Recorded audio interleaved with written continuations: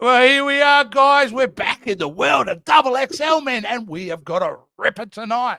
It's time me and Jason Roy Gaston talk Pride of the X-Men. Jason Roy Gaston. Sorry, we're not to the 90s yet. We're almost there. We got one heck of a speed bump to get over from. Whoa. You've never heard of this. I am so sorry. I lived a life where I didn't know this thing existed. It was a happy life. Did things to me. I was confident. I had hope for the future. Now I live in a post-Pride of the X-Men world, to be honest with you. It is... oh, boy.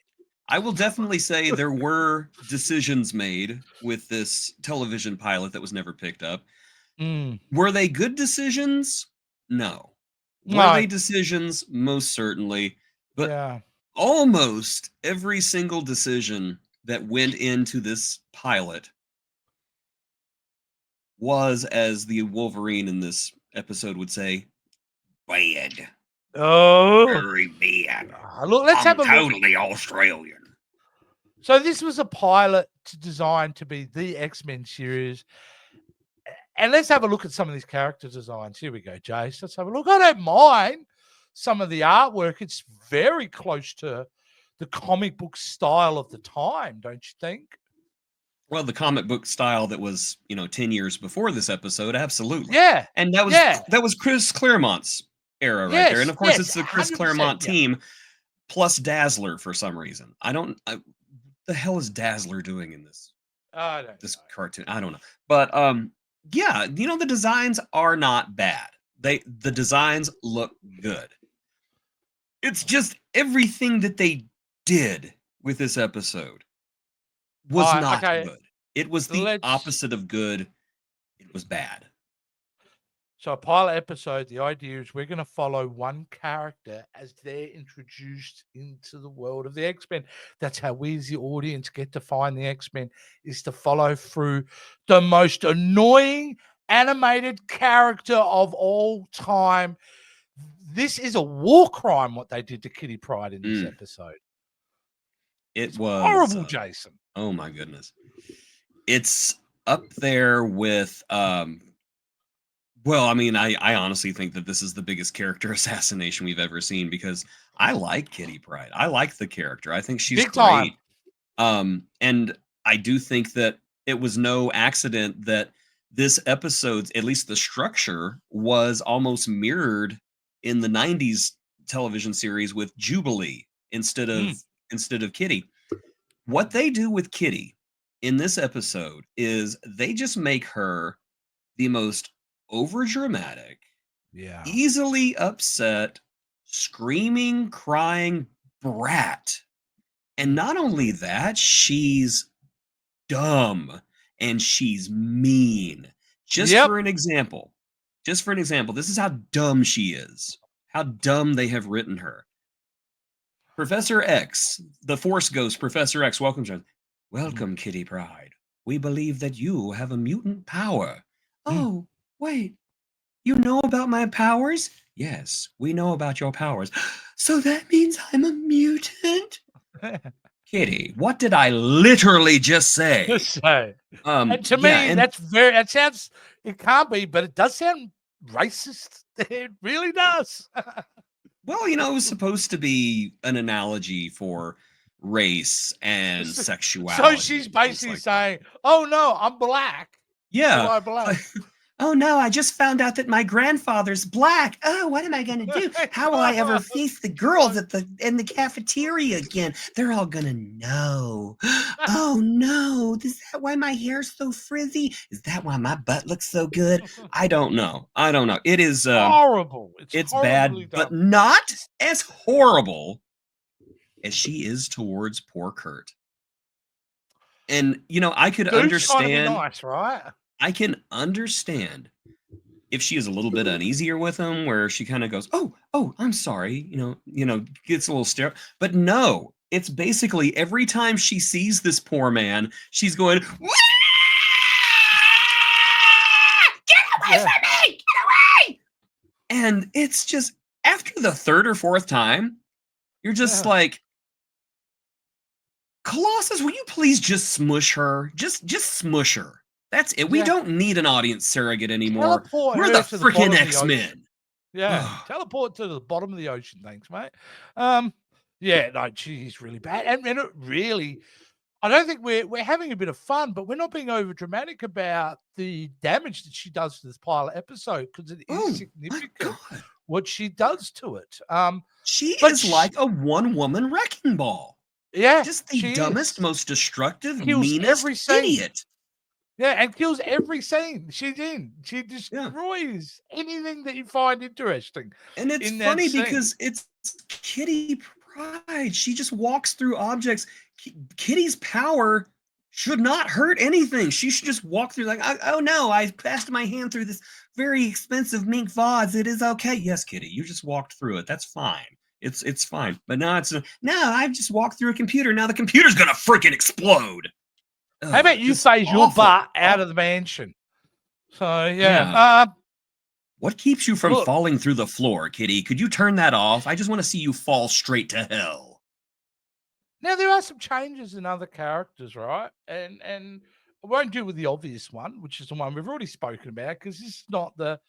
You think they would have learned from trying to make on the Barbie? Yeah, like let's just deal with it. You know what? Change mine. Let's deal with it. It's the 1980s. They're trying to make everyone Australian because it's cool. Thank you, Paul Hogan.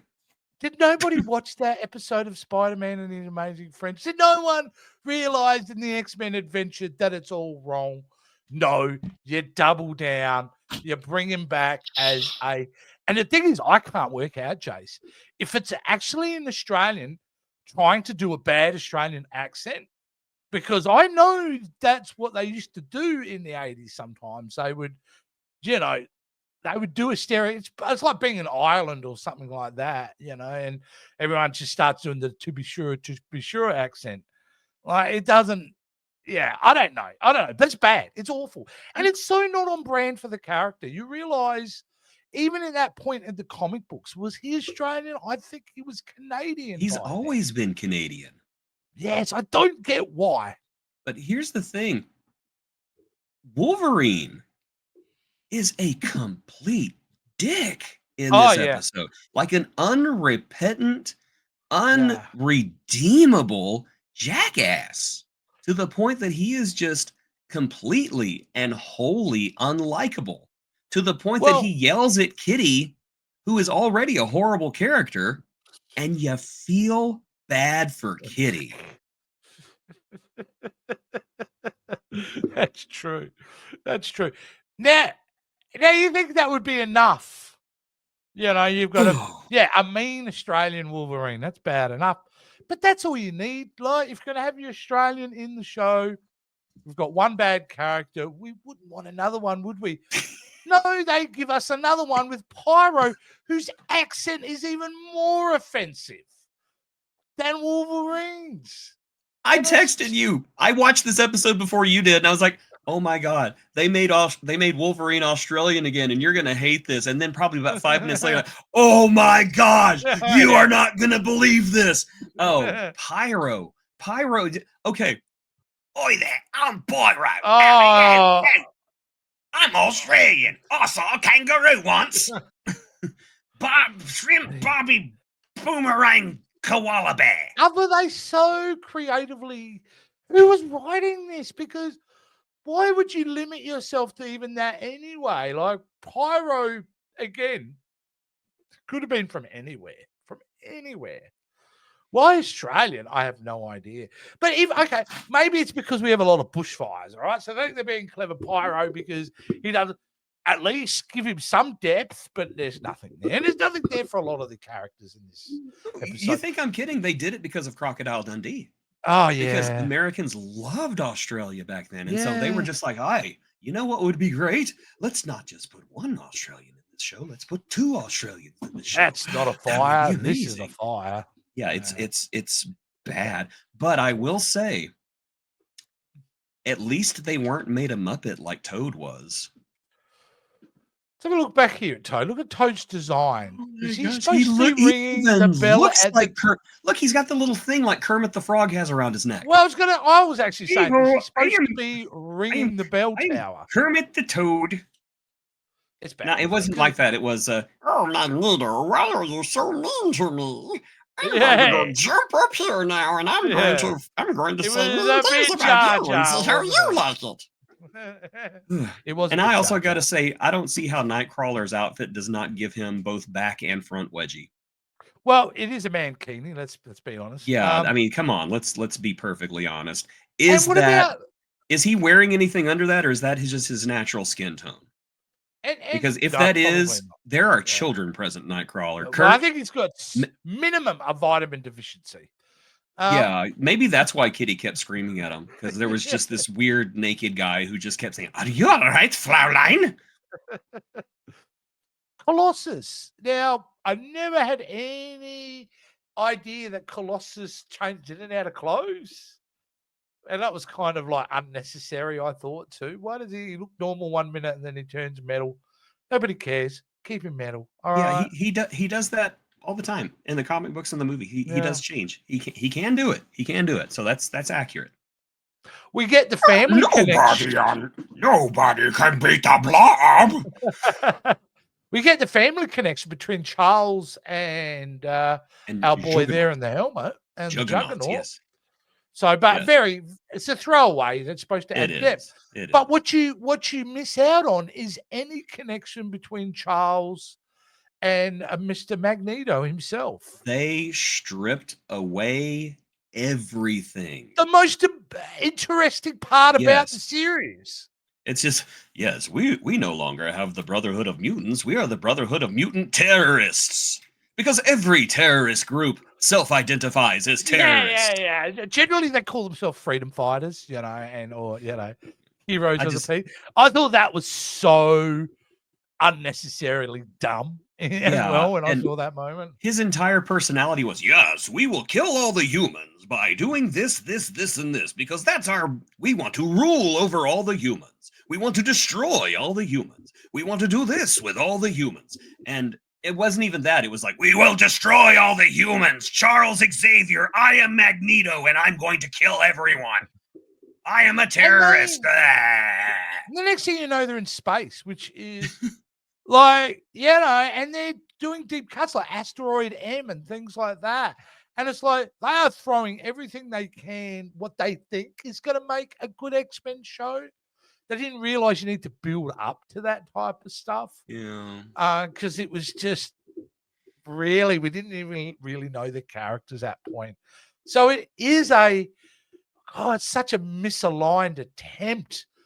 So I would say there are certain elements that they kept, core ideas that they kept from this show that brought into the next series, which would have come from this or the comic books anyway, I suppose. But it's such a thank the Lord above if he exists or they exist. This thing never got greenlit. Well, I think that if the Lord above existed, this thing never would have been created. We would be talking about the episode right now. Oh my gosh! It is. Yeah, it's so interesting.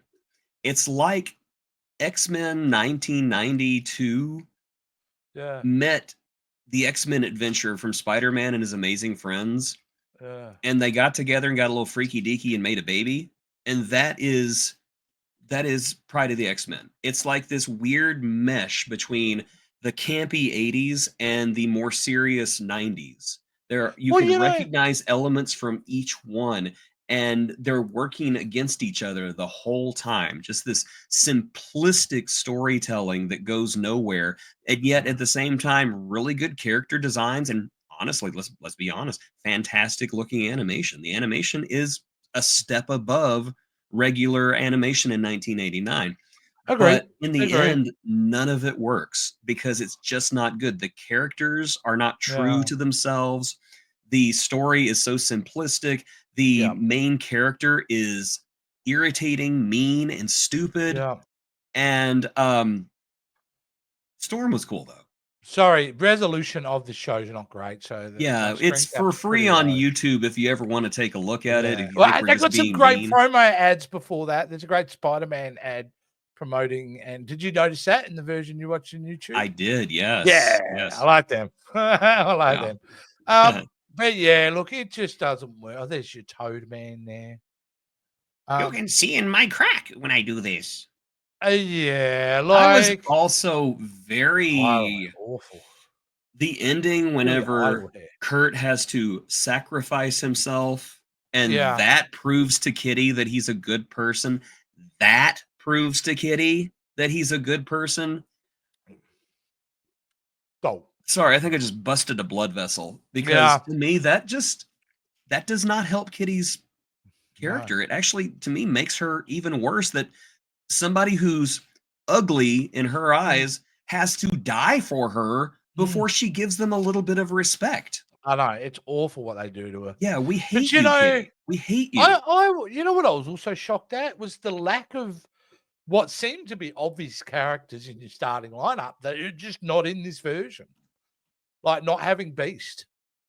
Yeah, I would have thought that was an absolute no-brainer that you bring in Beast, yeah. for an animated. And And then Dazzler, like you bring yeah, in somebody like that. Why why was is when you Dazzler there? was Jem still on TV at this point? I think it I was don't know. around I think Jim had just left the air. The Oh, only thing I can think of is that they thought maybe they needed to even out the number of women and men on the show, so they just here this one Dazzler. What does she yeah. do? I don't know. She's like makes music and like turns sound into light. Okay, sure. Let's bring her over here. We Yeah. get rid of that eye makeup in the '70s gig, and we'll just like I don't know, put Yeah. her in a 1980s Black Canary costume. She'll look fine. It's fine. Well, thankfully, it took him a few years, didn't it? Didn't it take another 3 years before they did the pilot for the X-Men Yes. animated series? Yeah. So, Basically, they saw this, did not take it to screen, buried but themselves for 3 years, yeah. but they did use this as a springboard. Hmm. And it's obvious it is a springboard. Said, let's take a long look at this. Let's take a look at what worked and what didn't, and let's fix it. And so credit to them. Credit Yeah. to them for that. And they did. They as I said, it looks like a mix between Spider-Man and his Amazing Friends X-Men and X-Men 92 and because it is basically. This is like a weird stepping stone between the campy 80s and the what is really one of the best superhero series of all time. Yeah. So baby Well, steps. that's a great point, isn't it? I mean, you get this, which we have just, scorched the earth with, to what is one of the great animated pilots. Because Yes, the first episode of X-Men the Animated Series is a great episode. It's a great it is. establishing It's episode. fantastic. So, and it continues to be one of the great animated series. So, yeah, well, we've seen it. Now, Jace, this is it, right? You don't have anything buried deep in the corner. We're to X-Men the Animated Series now, are we not? I think that it is time that we God. move on over Thank God. to X-Men, the animated series. Let's take a look at the first arc of that terrific show. Let's watch Morph die. Now, is that how we're going to do the show? Are we going to do story arcs? Because it's probably a really clever way to do this, is to do the story arcs. Because they kind of did individual episodes and then they did arcs, so I think we could stand to do a mix of both. Yeah, yeah. I mean, we follow the story, not necessarily how many episodes they go for. The story's just a one and done, beautiful. If it's the 3 or 4 episodes, we will watch all them. That's a great idea. I can't wait. The reason I was willing to go through this very evident torturous process at this point is to get to talk about and watch X-Men the animated series. So it's going to be great. And if we time it out right, okay, here's a question that the audience is going to ask. When is season 2 of X-Men 97 due out? And I believe it's this year at some point. What do we do there? Do we pause the animated series and then do season 2? Or... We stop whatever the heck we're doing and we're going to go to X-Men 98. Absolutely, Yes. sir. Yes. I'm assuming they're calling it X-Men 98. Please do. Yeah, like that would be great. That would be good. So, no, brilliant stuff, mate. Well, that has been it, guys. We've had a look He at is so Pride of the freaked out right X-Men. now. It's like, I was not If- expecting this much love. What's going on? If you're somebody who likes to challenge themselves mentally, physically, emotionally, then I recommend this episode for you. But for the rest of you, stay away. You know what? It's free, so if you watch it, you're still paying in time. It's Yeah, bad, but it is an interesting relic. So I would say watch it at least once and only once, because you will hate Kitty Pryde and Wolverine by the end of this episode. All I'm going to say is there was the JFK assassination, there was 9/11, Pride of the X-Men. See? She's in as well. She's just like, stop talking about Pride of the X-Men. I lost 3 lives by listening to this crap. We're out of here. Jason. Before that, yes, I know. Before that, make sure you check the video description below for information about how to become a Patreon, so that way you can support this channel and we can do more crazy nonsense like this. And of course, you know, we got tell them more, Demona. You tell them more? No, you're not gonna tell them anything else. You're just gonna talk whenever I don't want you to. Is that it? She just agreed with the fact this episode. She just bit me. We got it on camera too. Until next time, with you. This has been XXL Men and the ever-avenging Demona. So we'll see you then. What is wrong with you? Daddy loves you. Why you make Daddy bleed? She chose violence. That's why.